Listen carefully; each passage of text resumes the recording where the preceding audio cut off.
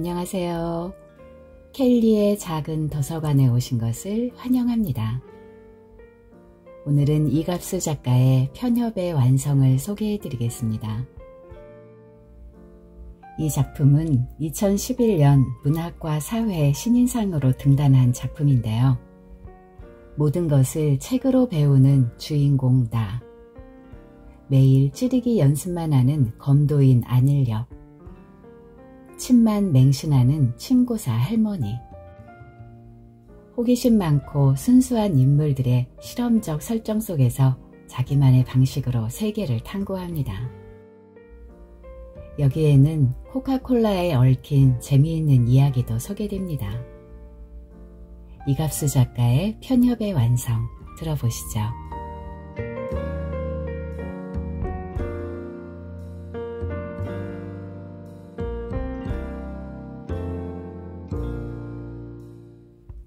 (1886년) 존 S. 펜버턴이 코카콜라를 발명했다. 내가 25,000달러가 있다면 24,000달러는 광고비로 쓰고 나머지는 코카콜라를 생산하는 데 쓸 거야. 그러면 우리는 모두 부자가 되겠지. 펜버턴은 상표 등록을 마치고 그렇게 말했다. 당시의 광고 문구는 갈증에는 계절이 없다였다. 현재 코카콜라는 전 세계에서 1초에 7,000병씩 판매된다. 열을 세는 동안 7만 명이 코카콜라를 마시는 것이다. 이 검은 물은 탄산, 비탄산을 포함한 음료 시장에서 부동의 1위다. 그리고 음료를 떠나 단일 품목으로 세계에서 가장 많이 팔린 제품이다. 유엔 가입국보다 코카콜라가 진출한 나라가 더 많고 전 세계에서 두 번째로 많이 알려진 영어 단어가 바로 코카콜라다. 첫 번째는 오케이다.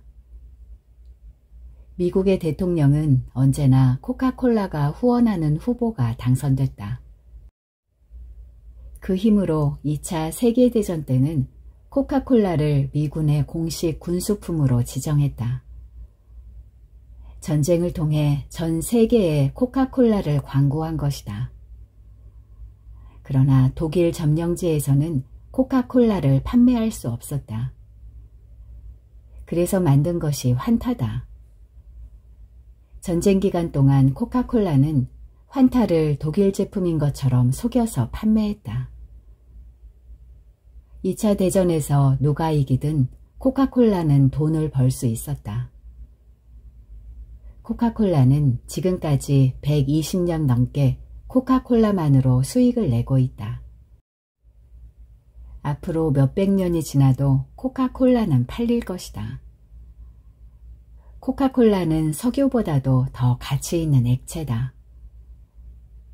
메카시의 로드에서 아버지와 아들이 코카콜라를 나눠 마시는 장면은 인류가 지구 종말의 순간까지 코카콜라를 마실 거라는 사실을 잘 보여준다. 나는 코카콜라에 관련된 책을 많이 읽었다. 책의 내용을 종합해보면 달 진출이 아주 오래전부터 계획돼 왔다는 것을 알 수 있다. 1962년 9월 12일 존 F 케네디가 달에 발을 딛겠다는 미국의 야심을 공포했을 때 코카콜라는 달에서 코카콜라를 독점 판매할 수 있는 사업권을 달라고 백악관에 편지를 보냈다. 우주개발에 드는 막대한 예산을 충당하려면 케네디는 코카콜라의 요구를 수용할 수밖에 없었다.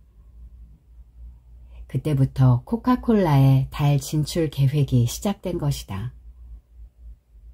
탐사 결과 달에 사람이 살 수 없다는 것을 안 이후로 코카콜라는 달에서 코카콜라를 판매하는 것이 아니라 코카콜라의 판매에 달을 이용하는 것으로 계획을 전면 수정했다.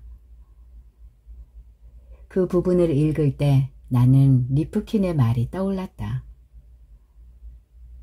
우리는 카펫을 소유하고 싶은 것이 아니라 카펫 위를 걷고 싶은 것이다. 코카콜라는 달에 거대한 코카콜라 병을 세우기로 했다. 아무것도 없는 달에 미국이 수없이 많은 우주 왕복선을 보낸 이유가 바로 그것이다. 지난 세기 동안 달의 이면에 대한 무수한 추측을 만들어낸 것도 바로 코카콜라다. 코카콜라는 달의 뒷면에서 코카콜라병 모양의 광고판을 만들고 있었던 것이다. 그리고 작년에 광고판을 달의 앞면에 세우겠다는 계획이 발표됐다. EU와 러시아, 중국이 반대했고 시민단체들의 시위도 많았다. 그러나 누구도 초국가적 기업인 코카콜라를 막을 수는 없었다. 나는 무엇이든 책으로 배웠다. 어릴 때부터 뭔가 알고 싶은 것이 있으면 책을 읽었다. 할머니와 둘이 살았기 때문이었다. 할머니는 자기 일에 바빠서 집에 잘 들어오지 않았다. 언제나 콩나물국을 한 냄비 끓여놓고 코카콜라 병에 보리차를 담아놨다. 나는 국에 밥을 말아 먹은 다음 코카콜라 병에 담겨있는 보리차를 마셨다. 아버지의 죽기 전 직업이 서적 외판원이었던 덕분에 집에는 책이 아주 많았다. 나는 갖고 싶은 것들도 책으로 대신했다. 강아지를 키우는 대신 동물 영감을 읽었고 태권도를 배우는 대신 무협지를 봤다. 그러다 보니 나는 늘 혼자였다. 중학교 졸업식 날 나는 내가 외롭다는 것을 알았다. 책과 함께 사진을 찍을 수는 없었다. 졸업식이 끝나자마자 책을 찾았다. 새 학기 친구 만들기라는 책이었다. 1. 상대방의 눈을 본다. 2. 상대의 이야기를 들으며 미소 짓는다. 그러나 결과는 별로 안 좋았다. 어제 아버지가 탄 배가 침몰했어. 시신을 찾을 수 없대. 개학 첫날 내 짝은 그렇게 말했다. 나는 상대방의 눈을 봤다. 그리고 이야기를 들으며 미소 지었다. 책이 언제나 맞는 것은 아니다. 나중에 홉스를 읽고 인간관계는 만인에 대한 투쟁이라는 것을 알았다. 어린 시절 읽은 책 중에 가장 기억에 남는 것은 무인도에서 살아남기였다. 책과 파도 소리뿐인 집은 정말 무인도 같았다. 나는 대나무 가지에 손수건을 매달아 깃발을 만들어 집 앞에 꽂았다. 그리고 커다란 돌멩이들을 주워서 마당에 SOS라는 글자를 만들었다. 그러나 대학생이 되어 섬을 떠날 때까지 나를 구조해주러 오는 사람은 아무도 없었다. 고교 시절 내 별명은 미완성 백과사전이었다. 읽은 분야에 대해서는 자세히 알고 있지만 읽지 않은 분야는 전혀 모르기 때문에 붙여진 것이었다. 세상에는 평생 읽어도 다 읽지 못할 만큼 많은 책이 있었다. 인류는 점토판에서 파피루스로, 파피루스에서 죽간으로 그렇게 계속 발전을 거듭해 현재의 사각형 모서리의 한쪽을 묶은 코덱스 형태의 종이책을 만들었다. 그것은 지난 수세기 동안 거의 바뀌지 않았다. 인류가 아직 책보다 효과적인 방법을 찾지 못했다는 증거다. 실제로 나는 학원에 다니거나 과외를 받은 적이 없지만 교과서와 문제집을 읽는 것만으로 언제나 상위권의 성적을 유지했다. 책으로 체스를 배워서 고교생 체스 대회에서 우승한 적도 있었다.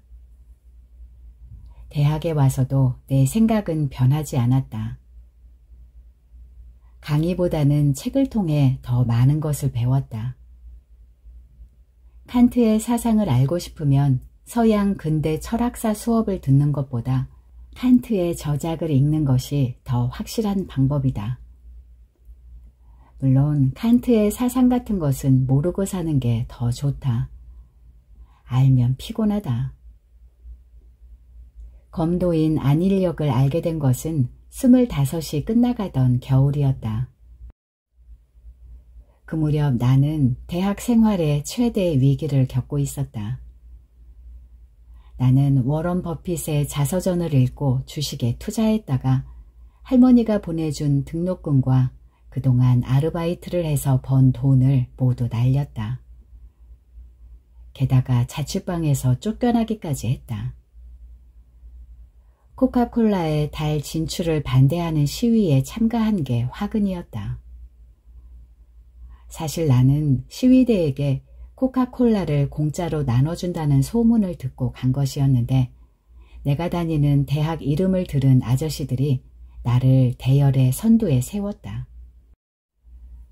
과거의 선배들이 한강 다리를 3개나 막았다는 명성 때문이었다. 21세기 글로벌 리더십을 갖춘 인재 양성을 부르짖는 우리 학교 총장은 학생들이 밖에서 도로 교통 방해에 뛰어난 인재로 인식되는 걸 알고 있는지 모르겠다. 월세가 몇 달 밀려도 별말 하지 않던 주인 아주머니는 뉴스 화면에서 나를 보고는 다음 날 바로 보증금을 돌려줬다. 우리 아들이 다니는 회사 앞에서 데모하는 학생을 데리고 있을 수야 없지. 주인 아주머니는 그렇게 말했다. 언젠가 아들이 아주 큰 회사에 취직했다고 떡을 돌렸던 것이 기억났다. 다시는 시위에 참가하지 않겠다고 말했는데도 막무가내였다. 짐은 별로 없었다. 한쪽 바퀴가 고장난 가방을 끌고 친구들 집을 전전했다. 걸을 때마다 가방에서 삐걱거리는 소리가 났다. 나는 매일 집을 보러 다녔다. 보증금 300만 원에 월세 30만 원. 비만 새지 않는다면 다른 조건은 아무래도 좋았다. 서울에서 이 가격에 방을 구하는 것은 불가능한 일이다. 할머니께 손을 벌리고 싶지는 않았다. 할머니의 사정도 뻔했다. 그렇게 한 달 정도를 돌아다니자 보증금은 250만 원이 됐다. 슬슬 친구들한테도 삐걱거리는 소리가 났다. 그날은 마땅히 갈 곳이 없었다. 찜질방을 찾아볼 생각으로 동네를 한 바퀴 걸었다. 찜질방은 보이지 않았다. 주택만 밀집해 있는 동네였다. 길이 아닌 곳은 전부 건물이었다. 새삼 서울의 속성을 하나 깨달은 기분이었다. 전 재산이 250만 원이 된 기념으로 250ml짜리 코카콜라를 하나 샀다. 놀이터가 보여서 그네에 앉아 캔을 땄다. 식도를 자극하는 탄산과 달콤한 뒷맛, 그리고 후련해지는 트림이 뒤따랐다. 마지막 한 방울까지 털어내려 고개를 한껏 젖히다 달이 눈에 띄었다. 보름달이었다. 그때 어디선가 슈익 슈익 하는 소리가 들렸다. 뭔가가 공기를 가르는 파열음 같았다. 소리는 아주 규칙적이었다.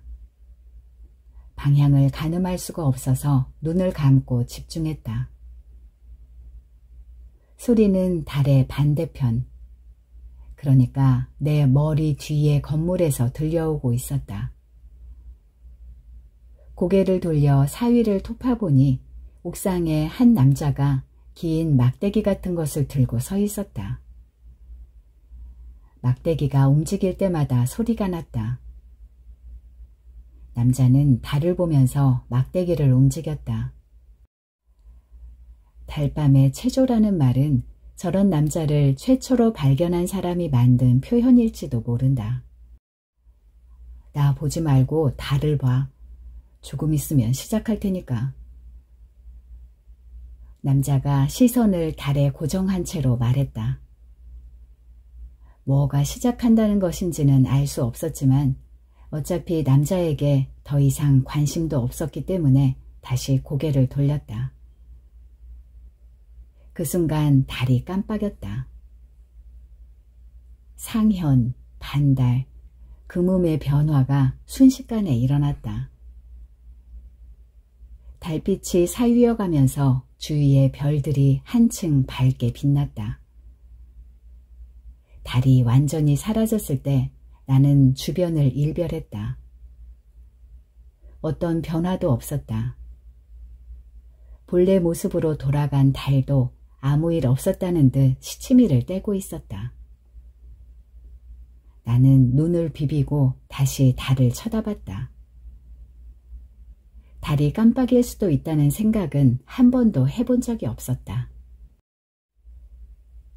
순간적인 착각이거나 환시일 거라고 생각했다. 다른 사람이랑 본 건 처음이야. 옥상에 서 있던 남자가 내려와서 말했다. 그는 키가 190cm 정도 됐고 긴 머리를 뒤로 묶고 있었다. 개인적으로 머리 기르는 남자를 재수없다고 생각하는데 그는 정말 잘 어울렸다. 그가 휘두르던 막대기는 검도할 때 사용하는 죽도였다. 안일역이야. 김희재요. 우리는 어색한 악수와 함께 통성명을 했다. 그는 아주 신이 난 것 같았다. 나도 달이 깜빡이는 것을 본 직후라 약간 흥분해 있었다. 처음 보는 사람이 맥주를 마시러 가자고 했는데도 거절하지 않은 것은 그 때문이었을 것이다. 안일역이 매년 12월 17일 새벽 2시에 달이 깜빡인다는 것을 알게 된 것은 15년 전이었다. 그는 산속에서 찌르기 연습을 하다가 그 사실을 알았다. 아래에서 위로 향하는 찌르기였다. 후에 사람들은 그 찌르기를 월공섬이라 불렀다. 그는 그런 이름을 못마땅해 했다. 하지만 이름은 원래 다른 사람이 지어주는 거니까. 안일역이 맥주를 한 잔 마시고 말을 이었다. 안일역은 달을 보면서 매일 월공섬을 연습했다. 월공섬은 그 이름처럼 달에 구멍을 내지는 못했다. 대신 달이 깜빡였다. 안일역은 피로 때문에 잘못 본 거라고 생각하고 잠시 휴식을 취했다. 그 사이에 달은 원상태로 돌아왔다. 그가 지독할 정도로 한 동작을 반복하는 사람이 아니었다면 달이 깜빡인다는 사실을 알지 못했을 것이다. 안일역은 그 후로 7년 동안 같은 자리에서 매일 월공섬을 연습했고 달은 7번 깜빡였다. 그래서 매년 한 번씩 달이 깜빡인다는 것을 알았다. 안일역이 새벽에 놀이터에서 뭘 하고 있었던 거냐 물었고 나는 어차피 다시 만날 사이도 아니라서 솔직하게 대답했다. 도장에 딸린 방이 있어. 그가 말했다. 보증금도 월세도 필요 없이 저녁 때 도장 청소를 해주면 된다는 조건이었다. 처음 만난 사람의 지나친 호의가 의심스럽기는 했지만 달이 깜빡이는 것을 본 날이라서 그렇게 하기로 했다. 6층짜리 건물이었다. 내가 살 방은 도장과 붙어 있었다. 6층 전체가 검도 도장이었고 안일역이 사범이었다. 따로 관장이 있는 것은 아니니까 도장은 그의 것이었다. 생각보다 좋은 주거 환경이었다. 전에 살던 방보다 넓었고 난방도 확실했다. 무엇보다 마음에 드는 것은 샤워 시설이었다. 샤워를 할 때마다 새 책을 읽는 것처럼 상쾌했다. 안일역은 새벽 6시에 도장에 와서 밤 10시에 내려갔다. 오후 3시에서 5시까지는 초등학생들을, 7시에서 9시까지는 중고생들을 가르쳤다. 그 이외의 시간은 전부 혼자서 연습을 하는 것 같았다. 규칙적으로 계속 슈익 슈익 하는 소리가 들렸다. 안일역이 죽도로 찌르기를 할 때마다 나는 소리였다. 왜 한 동작만 반복하는 거예요? 어느 날 나는 그렇게 물었다. 안일역은 호흡을 가다듬고 죽도를 내려놓으면서 나를 쳐다봤다. 이게 내 기술이야. 그는 그렇게 대답하고 연습을 계속했다. 내 방 옆에는 사무실이 있었다. 나는 인쇄를 하러 가끔 그 안에 들어갔다. 방 안 가득히 상패와 상장, 기념품들이 걸려 있었다. 한쪽 벽면은 책장이었다. 꽂혀있는 책은 전부 검도 교본 같았다. 나는 초보자형부터 한 권씩 읽어나갔다. 왼발은 뒤로, 오른발은 앞으로, 주먹 하나가 들어갈 정도의 간격으로 벌린다. 왼발의 뒤꿈치는 살짝 든다. 그러나 몸의 중심은 앞으로도 뒤로도 쏠리지 않게 양발에 가볍게 나눠서 체중을 싣는다. 죽도 끝은 눈높이에 맞춘다. 그 상태에서 오른발을 앞으로 밀면서 천천히 팔을 뻗는다. 안일역이 매일 연습하는 평청한 자세에서의 한 손 찌르기였다. 책에 있는 설명과 안일역의 동작은 약간 다른 것 같았지만 기본 원리는 같았다. 책으로 배운 것들을 직접 확인하기 위해 안일역이 아이들을 가르치는 것을 몇 번 참관했다. 그런데 수업이 조금 이상했다. 아이들은 저마다 각기 다른 한 동작만을 반복했다. 어떤 아이는 안일역처럼 찌르기만 연습했고 어떤 아이는 상단 자세에서 머리치기만 반복했다. 손목치기만 하는 아이도 있었고 방어만 반복하는 아이도 있었다.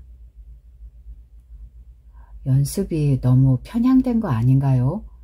잘은 모르지만 책에서 읽은 것들과 비교해보면 다들 너무 단점이 많은 것 같아요. 가령 저기 저 애는 손목치기 말고 다른 동작은 완전 엉망이잖아요. 아이들이 쉬고 있을 때 나는 안일역에게 그렇게 물었다. 단점을 보완하는 것보다 장점을 살리는 게 좋아. 그는 그렇게 말하고 연습을 다시 시작했다. 안일역을 보고 있으면 어쩐지 절판된 책이 생각났다. 그런 느낌을 주는 사람을 나도 한 명 알고 있었다. 할머니였다. 할머니는 침고사다. 법적으로 한의사 제도가 생기기 전에 침고사라는 직업이 있었다. 간단히 말하면 침만 놓는 한의사인 것이다. 해방 이후부터 1962년까지 국가에서 침고사 자격 시험이 있었다. 할머니는 8회 시험의 수석 합격자다. 그러나 5.16 이후 의료법이 개정되면서 침고사 제도는 사라졌다.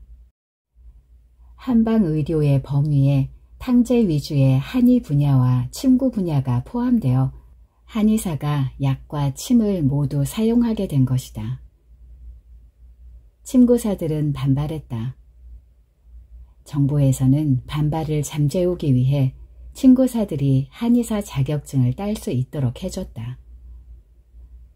그러나 할머니처럼 끝까지 침만을 고집하는 사람들도 있었다. 할머니는 한의사를 무시했다.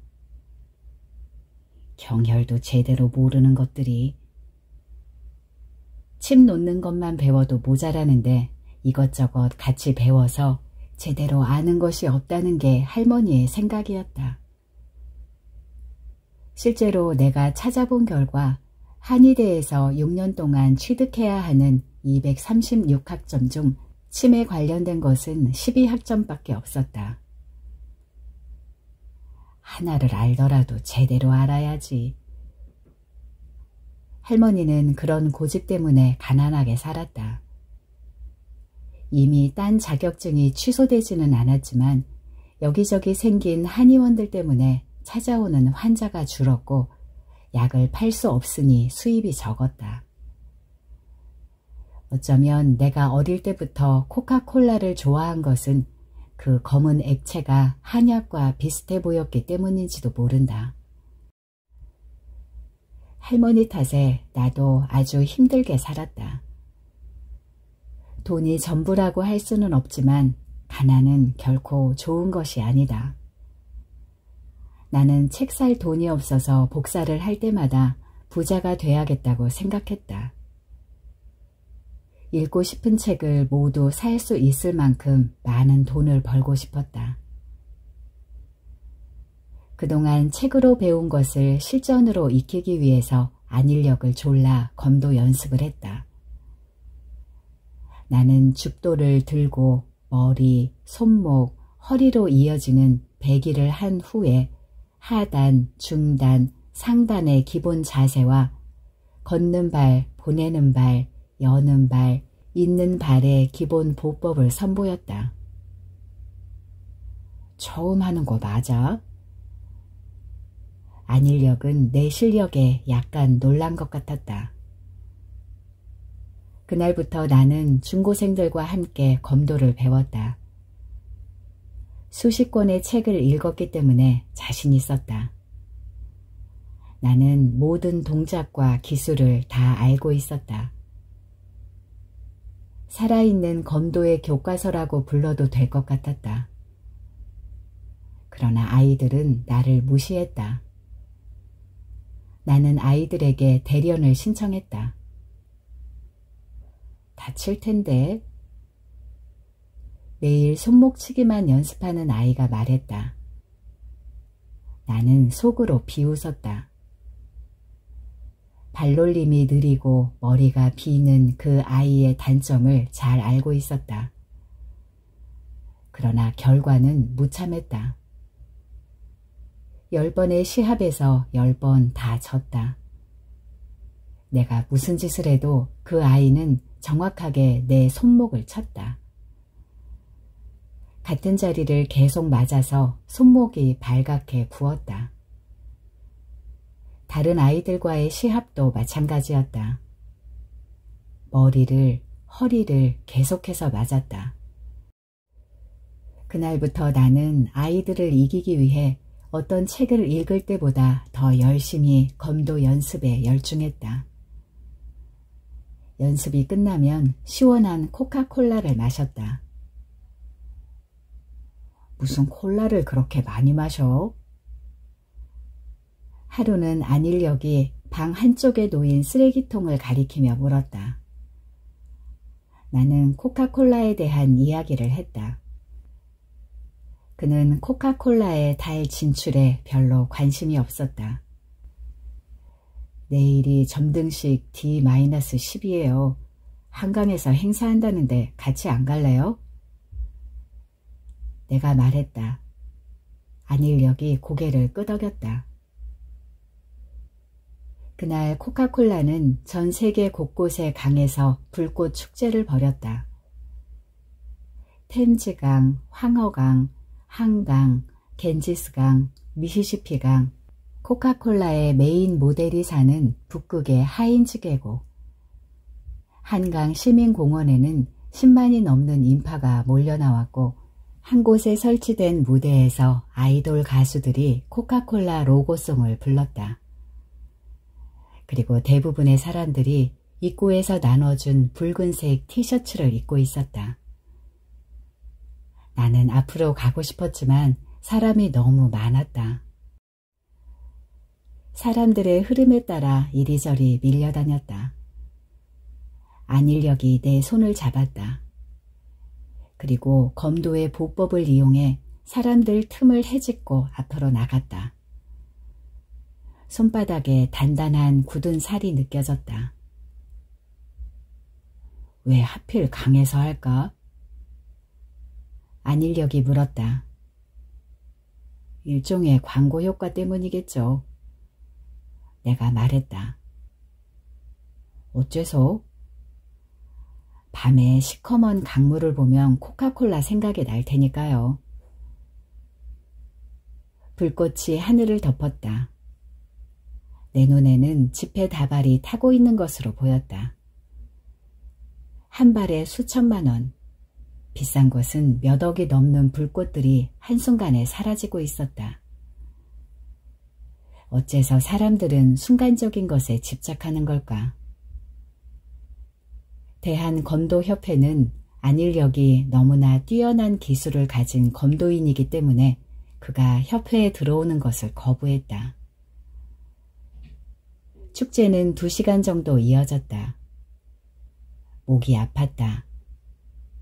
마지막 불꽃은 코카콜라 로고 모양이었다. 전 세계의 강에서 순차적으로 똑같은 모양의 불꽃이 발사됐을 것이다. 누군가 우주에서 지구를 봤다면 토성의 고리처럼 이어진 코카콜라 로고에 붉은 띠가 보였을지도 모른다. 그렇게 불꽃 축제는 끝났다. 나와 안일력은 사람들을 피해 잠시 한강 주변을 산책했다. 지하철도 버스도 10,000원일 게 분명했다. 시음회를 하는 곳이 많아서 코카콜라를 마음껏 먹을 수 있었다. 정확히 열흘 후에 코카콜라의 점등식이 있었다. 역사적인 순간이었다. 의도야 어떻든 달에 최초로 건물이 세워지는 것이었다. 그 순간 한국이 밤이라는 것은 정말 다행스러운 일이었다. 경도 차이를 생각해서 6번의 점등식을 한다고 했지만 나는 첫 불빛을 보고 싶었다. 그런 생각을 한 것이 나만은 아니었다. 코카콜라 본사가 있는 애틀란타에 관광객 수만 명이 몰렸다는 뉴스가 나왔다. 나는 안일력과 옥상에서 그 광경을 지켜보았다. 보름달이었다. 유난히 달빛이 밝게 느껴졌다. 케플러의 이름을 붙인 크레이터의 위쪽에 조금씩 붉은 빛이 솟아올랐다.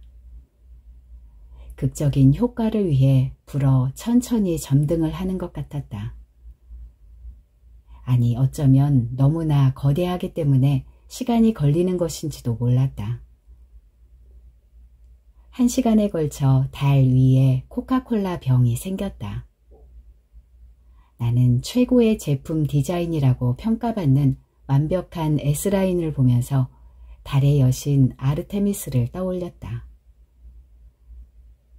루드라는 유리공장 직원이 만든 그 디자인은 실제로 여인의 몸을 형상화한 것이었다.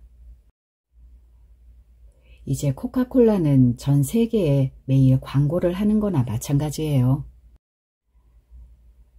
내가 말했다. 달을 광고판으로 사용하는 것은 지나친 독점이라고 생각했다. 원래 매일 하잖아.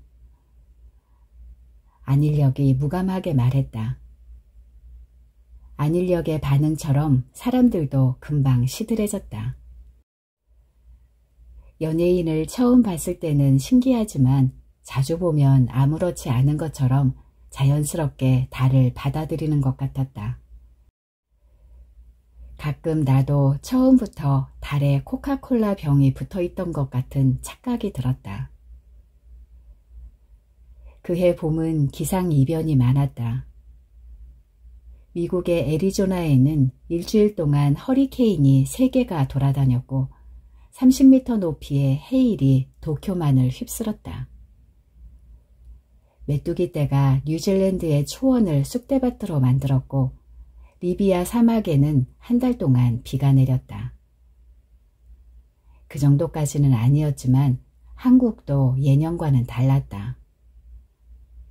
3월 말에 기온이 30도까지 올라가더니 4월 초에는 눈이 10cm나 내렸다. 덕분에 일찍 꽃망울을 터뜨렸던 개나리와 진달래가 눈에 덮여있는 모습을 볼 수 있었다. 사람들은 기상이변이 코카콜라의 달 진출 때문이라고 말했다. 기상청 관계자와 천문학자들은 달과 바다, 날씨의 상관관계에 대한 칼럼을 썼다. 반면 어떤 환경단체에서는 달보다도 지구의 온난화가 더 심각한 문제라고 주장했다. TV에서 기상이변에 관계된 토론회도 열렸다. 코카콜라는 기상이변과 달에 세운 광고판은 전혀 무관하다는 공식 입장을 표명했다. 그즈음 내 실력은 중학생들과 호각을 다툴 정도로 늘어 있었다. 하지만 더 이상 발전이 없었다. 아무리 죽도를 휘둘러도 달처럼 계속 같은 자리를 맴돌고 있는 기분이었다. 그렇게 반복만 하면 아무 소용도 없어. 숙달은 되겠지만 그게 다야. 원리를 파악해야지. 안일력이 말했다. 어차피 금방 해결될 문제는 아니었다. 나는 연습 시간을 조금 늘렸다. 안일력도 평소보다 더 연습에 열중했다. 대회가 있어. 내가 이유를 묻자 그는 그렇게 대답했다. 더는 말해주지 않아서 도장 아이들에게 물어봤다. 5월에 검도왕전이 있다고 했다. 나는 안일력이 이미 검도왕전에서 3번이나 우승했다는 것을 알고 있었다. 그동안 검도협회에서 그의 대회 참가를 거부했다는 것도. 그런데 대회에 대해 말하는 아이들의 표정이 어두웠다. 찌르기 금지래요. 내가 퇴근하자 한 아이가 그렇게 말했다.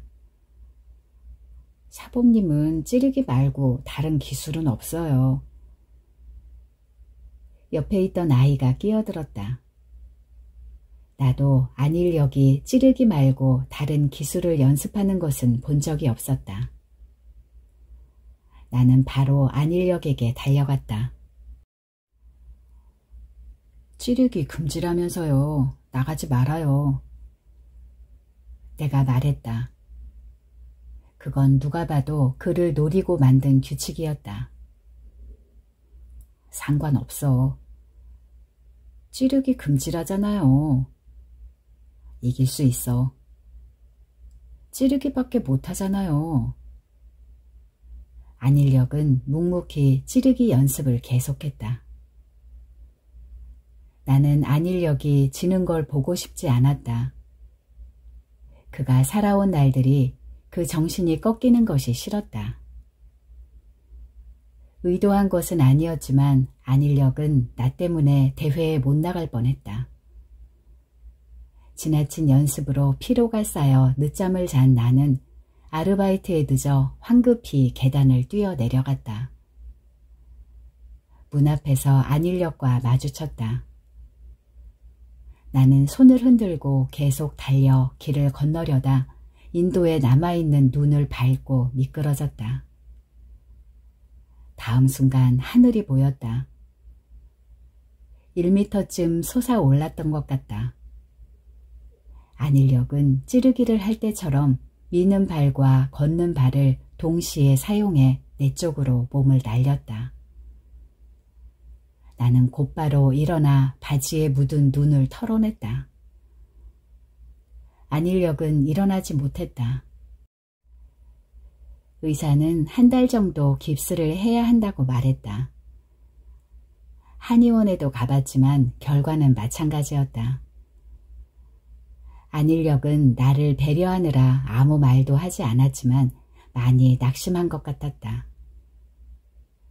나는 그가 대회에 나가지 않기를 바랐지만 못하는 것과 안 하는 것은 다른 것이었다. 할머니라면 고칠 수 있을지도 모른다는 생각이 들었다. 안일역은 묵묵히 나를 따라왔다.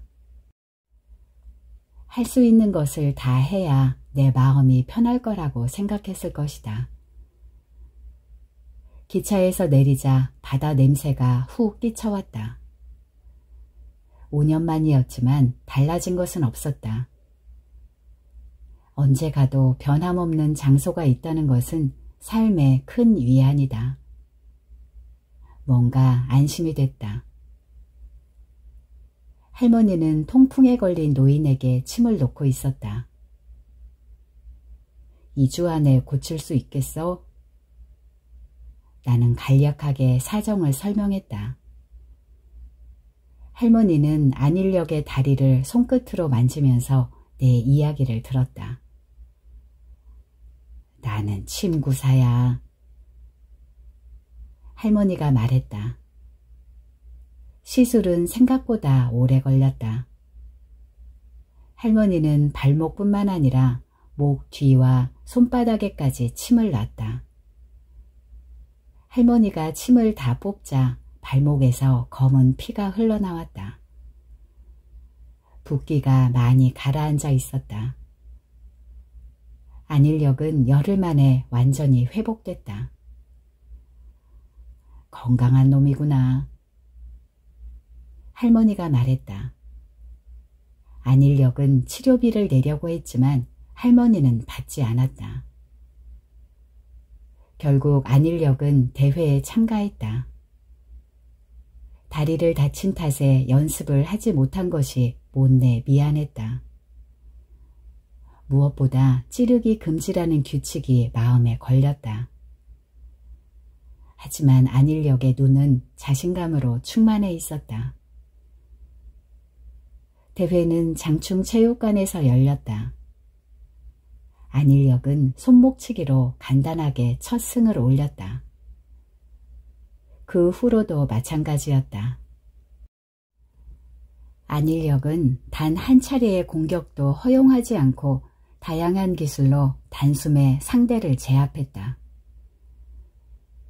6단이라는 어깨가 넓은 남자는 머리치기를 맞고 기절해서 2번째 경기를 기권했다.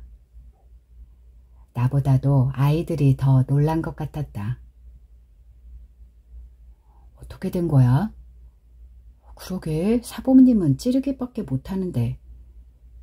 실력을 숨기고 있었던 거지. 우리 몰래 밤에 연습을 한다거나. 아이들은 경기가 계속될 때마다 그런 대화를 주고받았다. 결승전 상대는 작년 우승자였다. 그는 8단답게 화려한 기술로 안일역을 공격했다. 안일역도 앞의 경기들처럼 단숨에 이기지는 못했다. 하지만 아주 쉽게 공격을 막아냈다. 마치 코카콜라와 펩시의 대결 같았다. 코카콜라의 유일한 라이벌인 펩시는 1983년 로저 엔리코가 미국 펩시 최고 경영자가 되면서 코카콜라의 전쟁을 선포한다. 당시 코카콜라의 회장은 로베르토 고이주에따였다.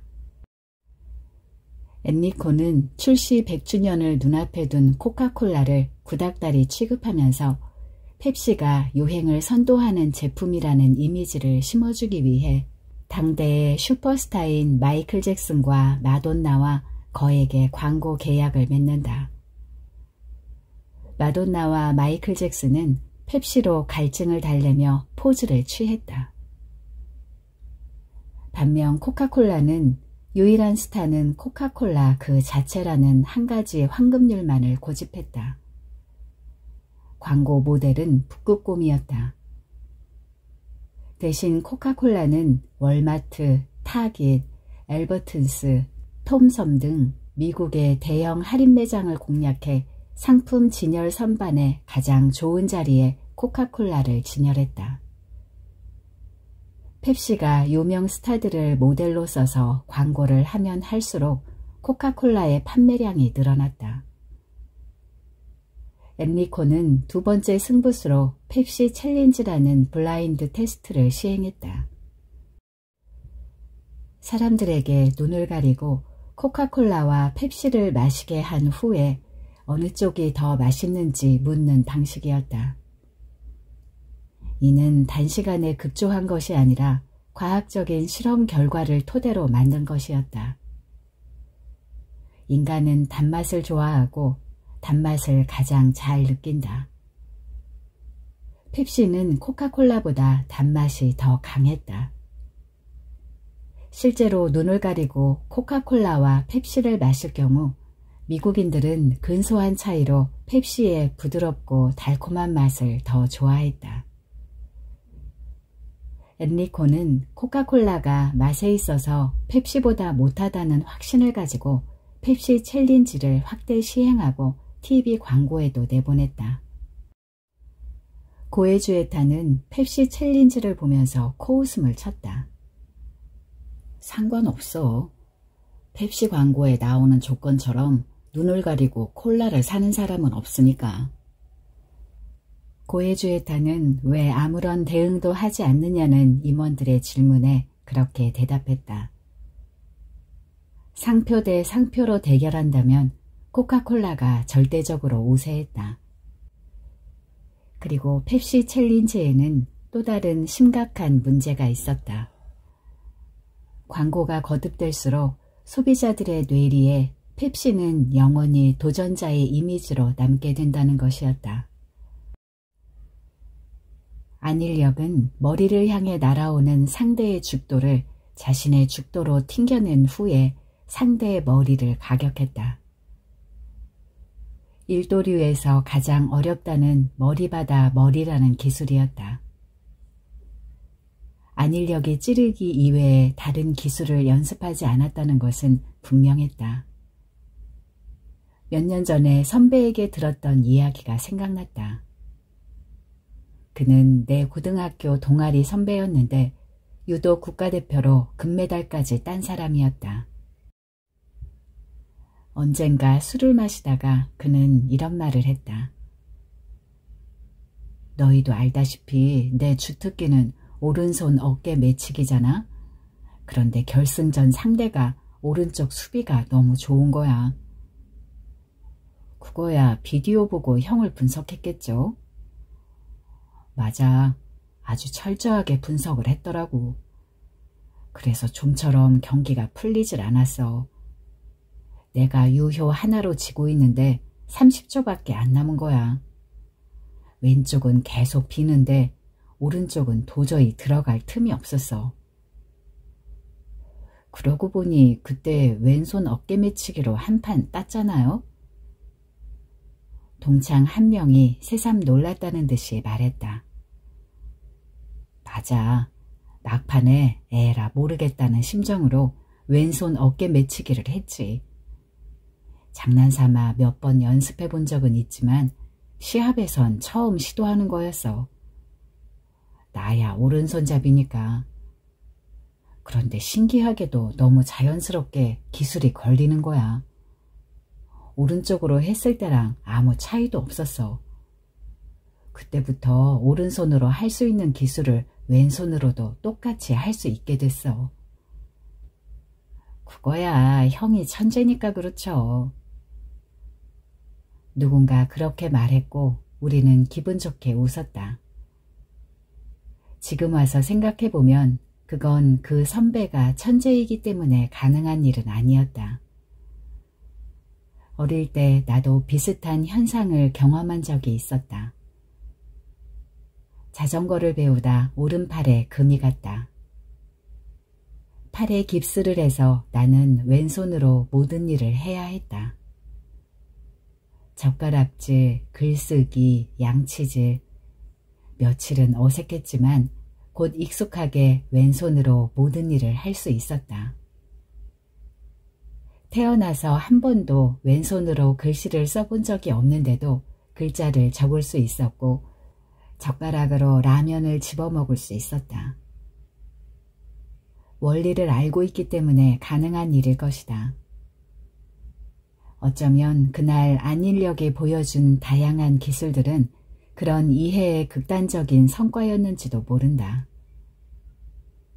그는 찌르기 연습을 한 것이 아니라 검이 움직이는 원리를 파악하고 있었던 것이다. 할머니 뭐 좋아하셔? 우승컵을 들고 안일력은 그렇게 물었다. 다음 날 우리는 과메기를 한 도름 사서 할머니를 찾아갔다. 할머니는 나보다 과메기가 더 반가운 것 같았다. 매운탕도 있어야겠다. 할머니가 말했다. 바위 곳곳에 낚시꾼들이 점점이 퍼져 있었다. 우리도 한 곳에 자리를 잡고 낚싯대를 던졌다. 안일력은 고기를 아주 잘 잡았다. 금세 양동이가 가득 찼다. 우리가 돌아가려고 짐을 챙기고 있을 때 옆에 있던 사람들이 웅성거렸다. 멀리 배가 뒤집혀 있었다. 배를 빌려 고기를 낚으러 갔던 사람들인 것 같았다. 기상이변의 여파로 근해의 파도가 갑작스럽게 요동치는 경우가 잦다는 뉴스를 봤던 게 기억이 났다. 배 옆에는 선주로 보이는 노인이 튜브를 붙잡고 떠 있었다. 그 옆에는 연인으로 보이는 남자와 여자가 허우적대고 있었다. 노인은 움직이지는 못했지만 괜찮아 보였다. 문제는 젊은 연인들이었다. 그들의 머리가 물속으로 잠겼다가 올라오는 주기가 점점 길어졌다. 사람들이 우리 쪽으로 우르르 몰려들었다. 우리가 있는 바위가 배에서 가장 가까웠다. 사람이 빠졌어요. 내가 말했다. 늙으면 멀리 있는 건 잘 보여. 할머니가 말했다. 다행히 멀지 않은 곳에 구조대원이 있었다. 사람들이 구조대원을 불렀고 그는 구명조끼를 들고 달려왔다. 몇 분밖에 되지 않는 짧은 시간이었지만 그 사이에 연인들은 파도에 밀려 더 멀리 떠내려갔다. 이제는 작은 점으로만 보였다. 구조대원은 멋지게 다이빙해서 바다로 들어갔다. 탄산음료의 기포 같은 포말이 일었다. 구조대원은 빠른 속도로 헤엄쳤다. 그러나 중간쯤부터 거의 앞으로 나가지 못했다. 아니, 오히려 파도의 너울에 조금씩 뒤로 밀려났다. 작은 점이 더 작아졌다. 제논의 역설처럼 구조대원은 영원히 점을 따라잡을 수 없을 것 같았다. 어떻게 좀 해봐요. 나는 안일력에게 말했다. 난 수영 못해. 안일력이 말했다. 그는 별로 걱정하지 않는 것 같았다. 구조대원은 수영으로는 파도를 넘을 수 없다고 판단했는지 잠수해서 앞으로 나아갔다. 점점 속도가 빨라졌다. 어느새 그는 작은 점에 도착했다. 두 사람을 끌고 오는 것이 힘들어 보였다. 구조대원은 바위까지 연인들을 데려온 후에 다시 노인에게로 갔다. 노인은 무사했지만 연인들은 숨을 쉬지 않았다. 구조대원이 인공호흡과 심장 마사지를 했지만 소용없었다. 비켜봐요. 전 의사예요. 낚시꾼 한 사람이 모자를 벗으면서 말했다. 의사는 연인들의 동공을 확인한 후에 구조대원이 가져온 구급상자 안에 있는 물건들을 다 꺼냈다.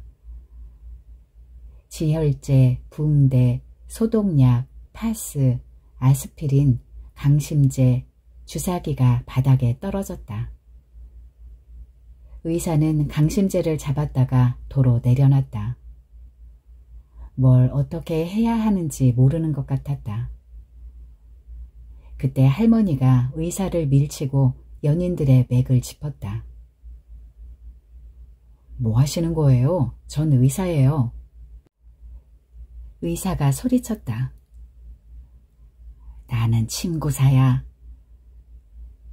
할머니는 그렇게 말하고 낚싯대에서 바늘을 분리하더니 구부린 것을 쭉 폈다.